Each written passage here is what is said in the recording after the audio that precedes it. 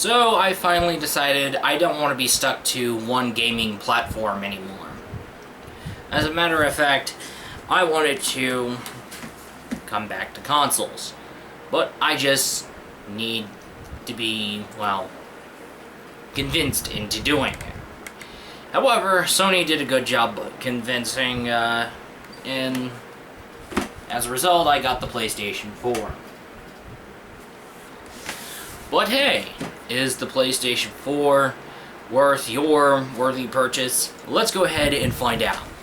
Now, the bad news, you have to get PlayStation Plus to play online.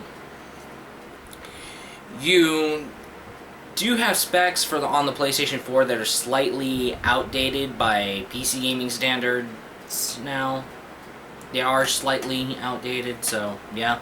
And there's no 5 gigahertz Wi-Fi connectivity, in which I can prove to you right now, 5 gigahertz Wi-Fi connectivity is so beneficial because I have the NVIDIA Shield tablet that connects up to 5 gigahertz. I use the 5 gigahertz internet connectivity, and boy, oh boy, Wi-Fi performance is just as close to Ethernet cable performance. So yeah, if Sony incorporated 5 gigahertz Wi-Fi connectivity, this would be a good shortcut as to using a bloody Ethernet cable. But unfortunately, you still have to use that Ethernet cable.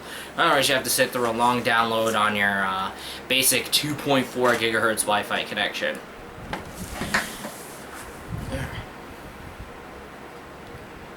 Also, alright, let's keep going to the good news about the PlayStation system. Alright, for example, there is the overhauled XMB, which is your PlayStation home menu, call it your desktop, whatsoever. It's like overhauled to the point, everything's easy access, you don't have to worry about, it's all fucking cool.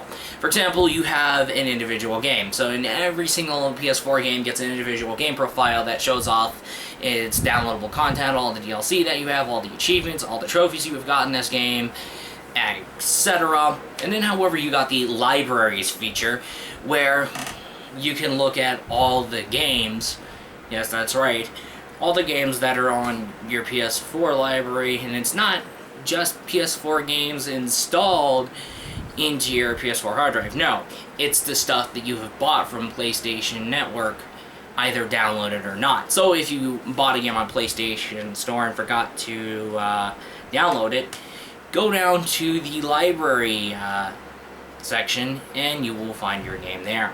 Same thing goes for videos, music, blah blah blah blah. And yeah, there's applications around there. So yeah, that's pretty cool. Also, you do have the ability to toggle HDCP on and off. This is good for people with capture cards.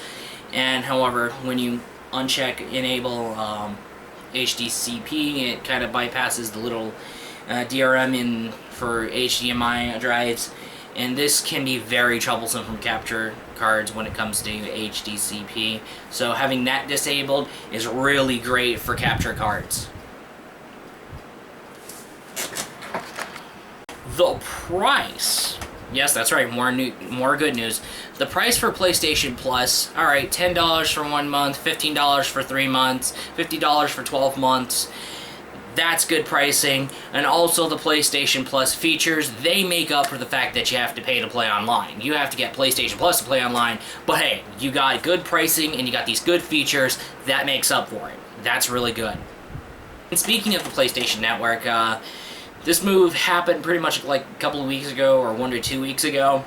So, yeah, so Sony decided, hey, why don't we give sub-accounts the privilege of upgrading from a sub-account to master account.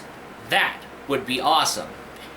But hey, if you're age 18, you just turned 18, you can turn your sub-account into a master account, and that's pretty cool. So yeah, in order to be eligible, is that you just have to be 18 years old. Alright.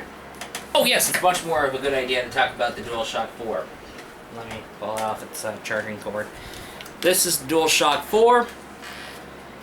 Man, these controls feel nice. It's wonderful. The analog sticks, you see that, and you can see the touchpad makes nice. It's much innovative. It's pretty cool. Sony likes innovative. This is as innovative as it gets. You want them? They did kind of replace the player number, and they kind of have them glow random things at the bottom. But yeah, that's crazy. But hey, you know what's more innovative? This bottom. And this bottom right there is really, this is where it's awesome. Alright, say you want to play your video games at night without waking someone up. Alright, you got your pair of headphones. Go ahead and plug it in. Tinker with the settings. Boom. And now PlayStation 4 audio will output to your headphones. And you can listen to the in-game audio. And you'll be having a blast. You got your headphones on. And your neighbor's knocked out and passed out, not hearing a damn thing. And you're not seeing something. I mean, like, your neighbors ain't trying to sleep. You're like, they're all sleeping peacefully as a dog. And they hear none of the fucking game sounds coming out. Because, hey, what's the fucking point? You have them hooked up to your headphones, man. Okay, enough with stuff about the system. Let's talk about the games. There's the games we got for PlayStation 4. Dead or Alive 5, last round. Really fun game. It's one of the best editions of Dead or Alive 5. And it's pretty much a cool thing. It's a nice, wonderful transition from last gen to next gen. Not only that, it's a brilliant definitive edition of the Dead or Alive 5 series. So yeah. Skylanders Trap Team. Skylanders Trap Team is... I got that for the PlayStation 4 because it was like cheaper and all that, and I was figuring how does it compare to the Android version, and I figured out that this one is so much better than the Android version in visual and performance. This is really kind of cool. Yeah, the frame rate may be locked to 30, but... Destiny, it may not be what everybody hyped up this game to be. I know. Yeesh. And I know. But hey, Destiny has a lot to make up for that, and that's something that's appreciated. Infamous Second Son, this is a really fun game. This is a great free roamer game. If you haven't played Infamous, if you're new to the Infamous series, I think Infamous Second Son is worthy of your check. As for download titles, I enjoyed Guilty Gear Xrd. It's a wonderful return to its roots. It's a great game. It's a great fighter. And yes, it's a really great Guilty Gear game, no matter what. The game pulls itself together, and really it becomes a really great game in the Guilty Gear franchise that, hey, it not only becomes a great Guilty Gear fighting game, but hey, it makes up for Guilty Gear 2 Overture, which a lot of Guilty Gear fans hated. Alright, and I do have The Last of Us Remastered. Yes, as it came up with there. But however, it came with the download voucher. Surprise. Yeah, surprise. Anyway, it's a great game. It's a great story, all done. But for the remaster version, you get 60 frames per second. You get all these neat additions. It's pretty cool. And you not only do you not get the main campaign, you get the Left Behind DLC. And really, that's a really good re-release. Considering the fact that, hey, The Last of Us came out back in 2013 exclusively on PlayStation 3, and oh, hey, the PlayStation 4 is coming up. Oh, boy. Alright, and then there's Resogun. Resogun is wonderful. It's kind of familiar with Defender, but if Defender was made right now in modern day, yeah. You get all this retro-style stuff, you have all these particles flying around, all this crazy stuff flying around in a good way. It's insane. Resogun is a really fun game, though. It's a shoot 'em up. You gotta save people, just like you do in Defender. It's a fun game. Still, it's a really, really fun game. Alright, enough of me saying, constantly repeating, it's a fun game. If you do not have Resogun, you are doing yourself a disservice. Go and get this game. Pretty good. And Samurai Warriors 4, it's, yes, it has familiarities of Dynasty Warriors, but this one flows very differently compared to Dynasty Warriors